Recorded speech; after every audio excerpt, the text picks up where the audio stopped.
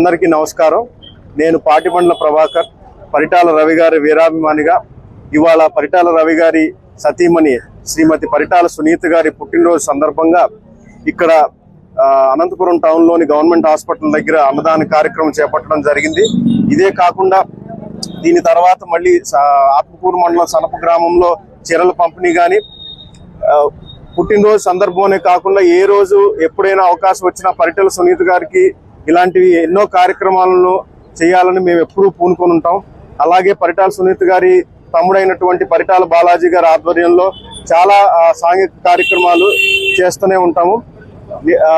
నిండు నూరేళ్లు ఆరోగ్యాలతో పరిటాల సునీత గారు జీవించాలని మనస్ఫూర్తిగా కోరుకుంటూ ఈ కార్యక్రమం చేస్తున్నాము.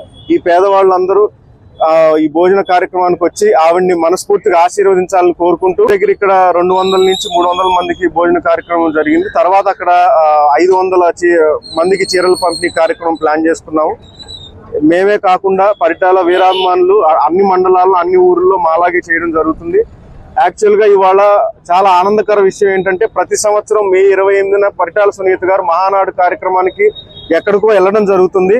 కానీ ఈసారి ఈ డీజిల్ కొరత వాటి వల్ల ప్రధానమంత్రి నరేంద్ర మోడీ గారు ఆశయాలు ఆయన ఇచ్చిన ఇన్ఫర్మేషన్ ప్రకారం అందరూ ఎక్కడ వాళ్ళు అక్కడే చేసుకోవడం, దానివల్ల ఈసారి పరిటాల సునీత గారు ఆవిడ సొంత నియోజకవర్గంలోనే ఉండడం మాలాంటి అభిమానులకు చాలా సంతోషకరమైన విషయం.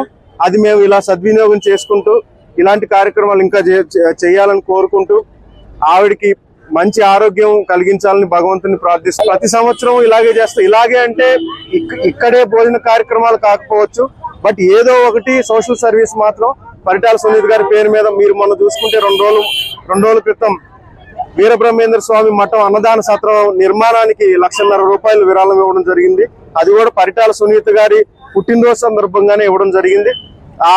ఆ మఠం ధర్మకర్త అయినటువంటి గురుప్రసాద్ లాయర్ గారికి వెళ్ళి మేము అందించడం జరిగింది.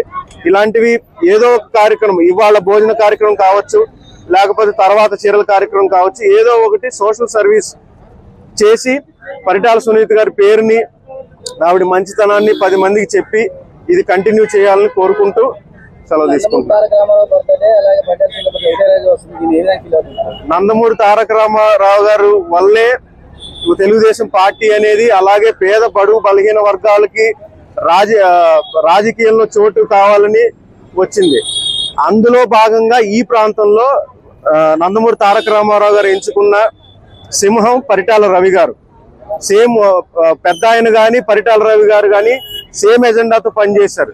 బడుగు బలహీన వర్గాలని ఎవరిని అణిచివేసినా సరే వాళ్ళకి అండగా నిలబడాలనే ఆశయంతో ఇద్దరు రావడం, అలాగే పరిటాల రవి గారి తర్వాత అదే కీర్తిని ఏమాత్రం తగ్గకుండా చాలా చక్కగా ముందుకు తీసుకెళ్తున్న పరిటాల సునీత గారు కానీ, ముందు మా పరిటాల యువకిషోరం మా వారసుడు పరిటాల శ్రీరామన్న ఆధ్వర్యం కానీ ఏదైనా సరే ఎవరికి ఇబ్బంది వచ్చినా పరిటాల కుటుంబం ఎప్పుడు అండగా తోడుగా ఉంటుందనే మేమందరం అభిమానులు. ఇప్పుడు నేను అనంతపురం జిల్లా కాదు, నాది కృష్ణా జిల్లా జగ్గయ్యపేట.